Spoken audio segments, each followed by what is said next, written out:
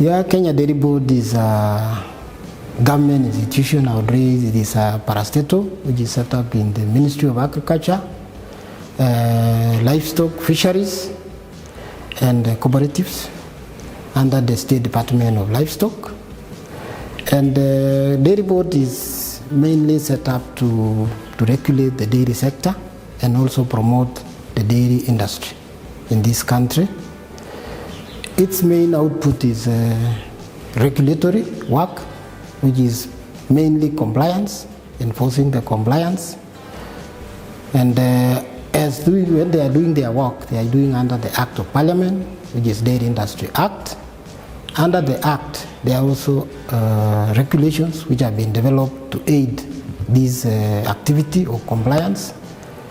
The regulations were actually enacted or gazetted last year in February, and since then the Dairy Board has transformed itself, and more so in terms of putting the minimum price for milk industry, and the industry is growing tremendously after that.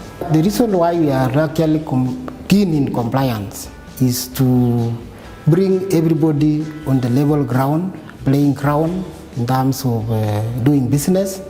Secondly, is also for improving the quality of our products and more so safety to the population.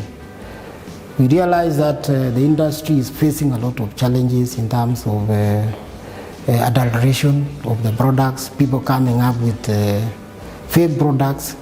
So compliance will play that role in terms of controlling how these products are being churned out to the market. Also the safety of the products, the way they are being handled, all that is in compliance. So to streamline that, we have really tried to bring on board the genuine players by licensing them through those regulations, by also regulating their processing and even marketing. Outside there, we are also educating the stakeholders on why they should handle the products safely and also market it safely, using the right containers, buying the right products in terms of milk. Even the farmers themselves also have a role in terms of producing clean milk. After even the transporters, so everybody in the value chain of dairy are actually very key in getting out these products and protecting the industry for the safety of everyone. This is our main mandate, ensuring that all the controls are kept. The board is having a specific section or department which deals with, we call it enterprise, which is doing a lot of outreach. One, it is the same department which does a lot of research and studies, so that the communication is grounded in science and well-researched information, so the farmers are given a well-researched decisions in terms of be it prices, be it the products they are producing. It is the same department. We also do a lot of outreach in terms of market linkage, international, locally. So it is actually the department which plays that part of the outreach. The capacity building in terms of training, how to handle milk, how to do the new products which are coming, is the same department in Dairy Board, which does quite a number of those things.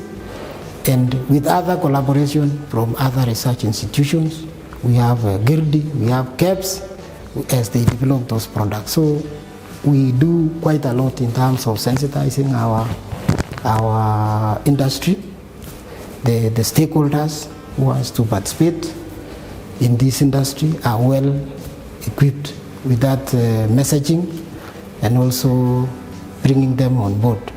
If anyone wants to start anything in terms of dairy, be it a farmer, be it a processor, transporter, or all that, We have various branches outside there in the country.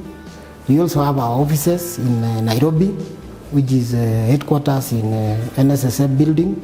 We also have our website, which they can visit to check what is required before you start any dairy business, dairy activity. So one major thing is that you need to know the regulations, what is required of you. Because the unfortunate thing which happens in this country is that somebody starts a business and then he goes back later to go and look for what are the things to comply with. It will be too late in terms of investment, because you must have invested wrongly. But the best is to get guidance from our offices. Also, you can look for information in our website, which is free and which we always share. And then you approach our staff. They can also assist you in setting up whatever business dairy sector you want to start with, and you will be guided. Get the necessary documentation. There are also institutions we will collaborate with, like public health, which are directly linked to what we do. So I think that one we shall be very ready to support whoever wants to start any business in dairy. It is easy to play within the regulations. It is cheap and it is profitable. Rather than do the wrong thing, it's more expensive. It is also unsafe for the public good. So let's play within the regulations. It is the cheapest in terms of doing business by complying. And we are also friendly in terms of making people understand. We are not the police people think. We are the friends of the public, and we want to promote the public.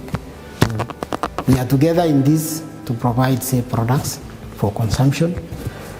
And feel free that to utilize the facilities we have. Currently, we have a lab here. We are not yet charging anything. We are providing free service because we want people to comply as much as possible. But as we move forward, we may also probably be asking for support later on. But currently, we have that activity providing as a public good.